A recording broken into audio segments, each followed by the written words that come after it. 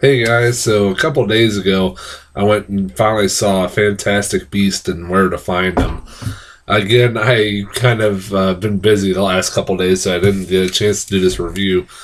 Um, Going into this movie, I like I don't know if I've mentioned this ever in any of my reviews. I grew up a huge Harry Potter fan. I've read the books, seen all the movies. I don't religiously follow the series. I have a friend that watches those movies over and over and over again, and still reads the books over and over again.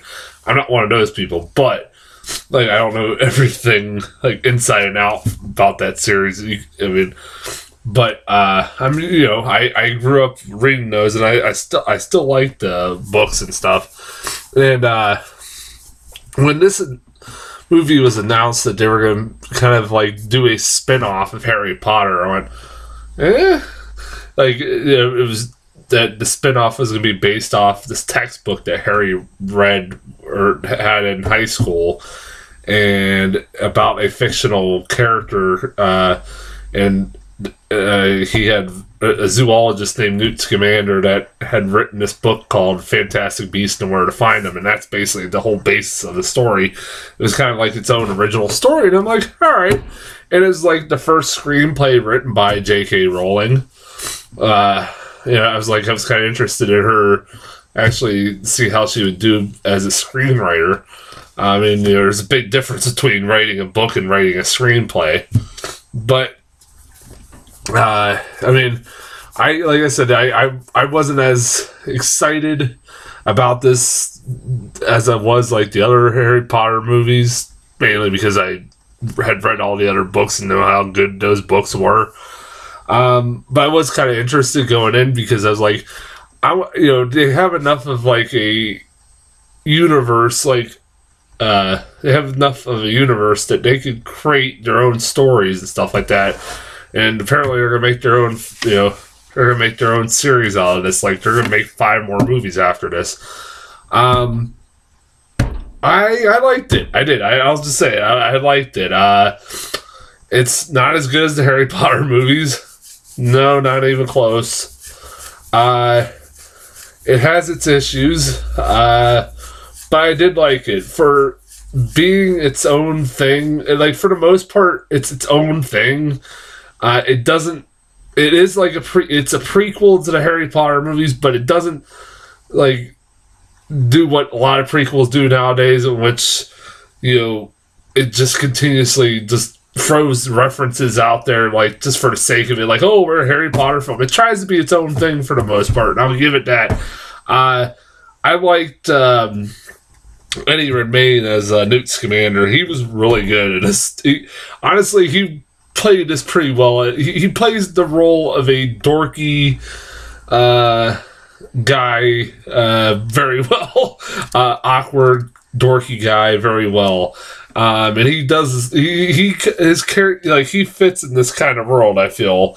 He easily fits in, he's an actor that I could believe played these roles, like a role in a Harry Potter film. I think he's a really he is I've never been that big of a fan of Eddie Redmayne, but over the years, the last few years, I've kind of grown.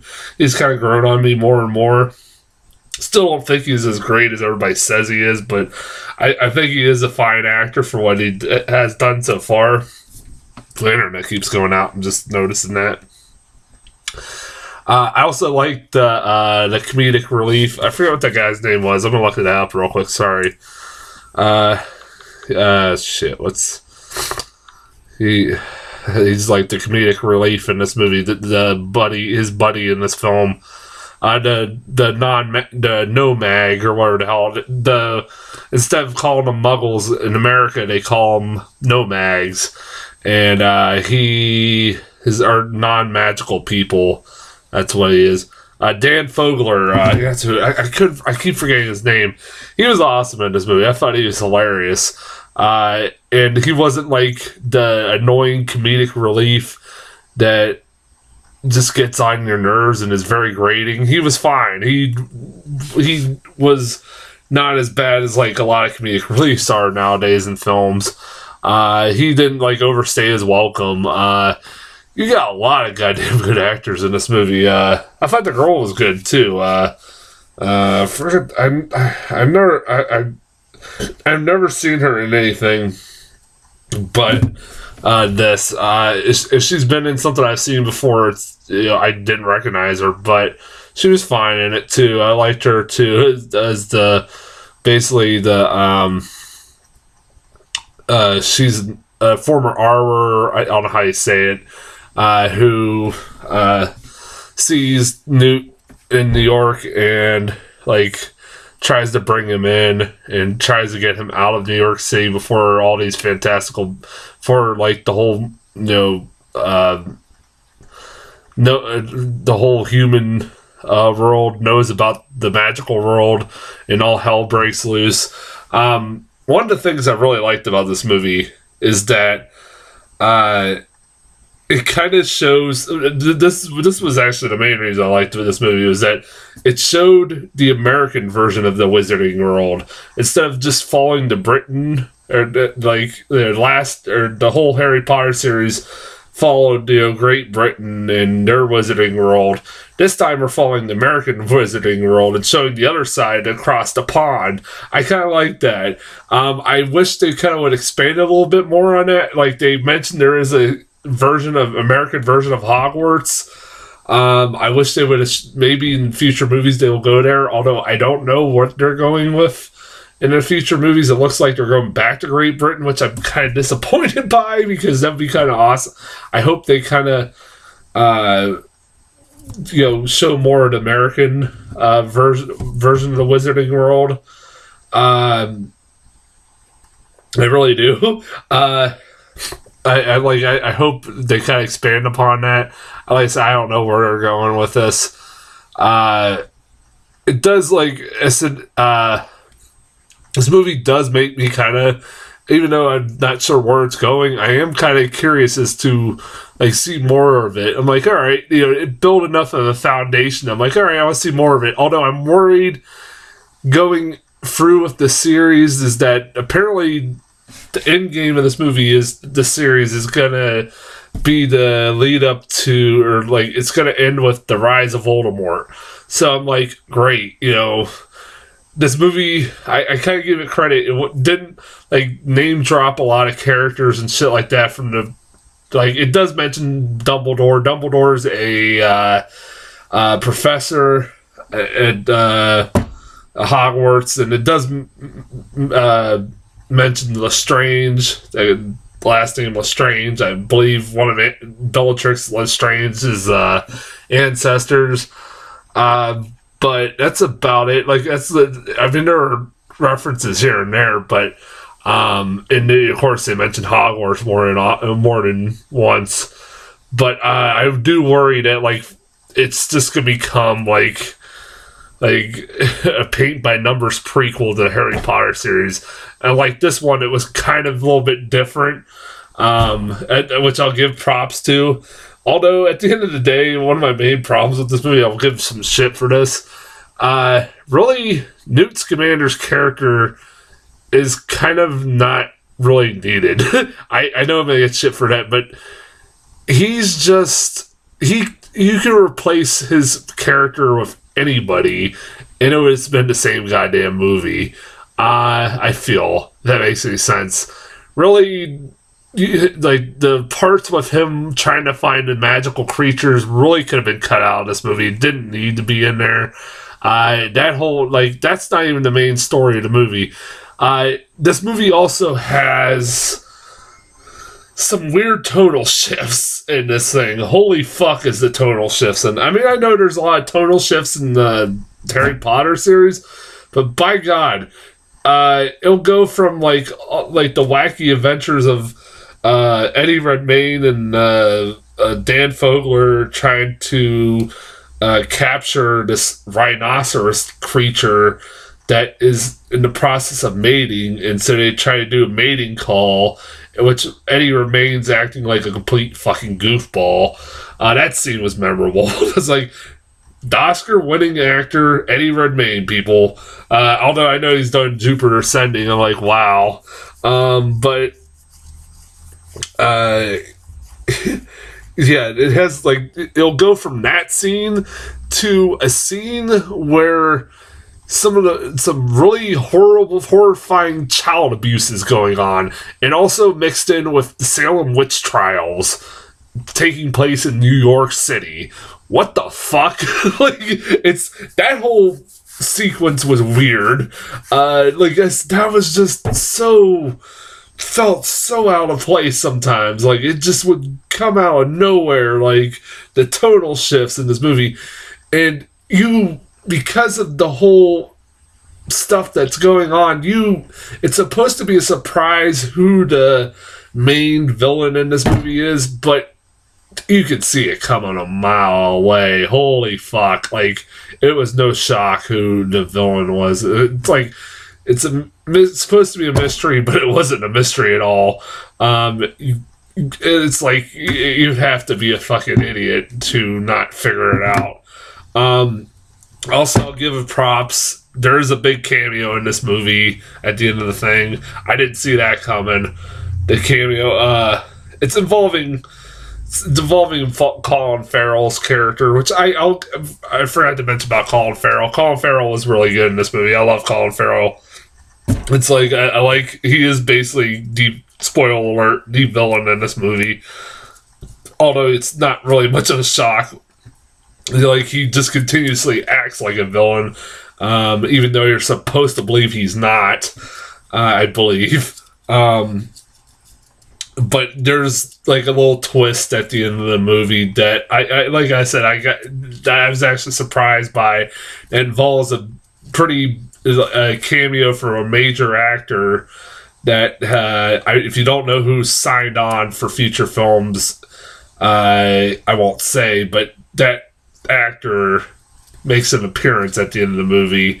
A certain major actor, and I was like, wow, all right. If I wouldn't have known that was him, I would have not noticed because of all the fucking makeup they put him in. But that was weird. I don't know where they're gonna go. And like I said, it's kind of hard to talk about without getting the spoilers. But I do recommend this movie. I am interested in where the series goes. I am worried also at the same time because I'm worried that they're just going to become a paint-by-numbers prequel to the Harry Potter series, and that's it. This movie was, kind of its own thing enough that I hope they kind of do the same with the other films. Like I said, I hope they expand more on, the American version of the Wizarding World. I also really liked the idea that this was something that wasn't really delved upon in the other Harry Potter films and books, about how the Muggle world would respond if they found out about the Wizarding World around them. And that's kind of delved upon a little bit in this movie, and I actually kind of like that. Also, it does have one of those what the fuck moments in the movie. It does result in one of the what the fuck there's that Oblivio curse that I swear to God, half the things that happened in the Harry Potter series could have been easily solved if they just used that fucking curse, the Oblivious curse or whatever. Including there's a part in the movie where literally that curse is raining upon Muggles and they lose their memory of everything that happens. That's getting the spoilers, but fuck it. That's one of the weirdest things. I was like, that was weird. Basically, it's the equivalent of the Men in Black flashing light thing that they use to obliviate people's memories. That I was like, why didn't they ever use this in a majority of those fucking movies and books? Because seriously, a lot of problems would have been solved easily. And like I said, I do recommend. Like I said, it sounds like I'm a bitch about the movie more than I am, but it is actually I do recommend it. If you're a Harry Potter fan, you'll enjoy it. I thought it was fine. Like I said, I was entertained enough. I did think it was a little long. I'll say that, but like I was entertained enough that I went along with it. As far as trailers go, I got Ghost in the Shell.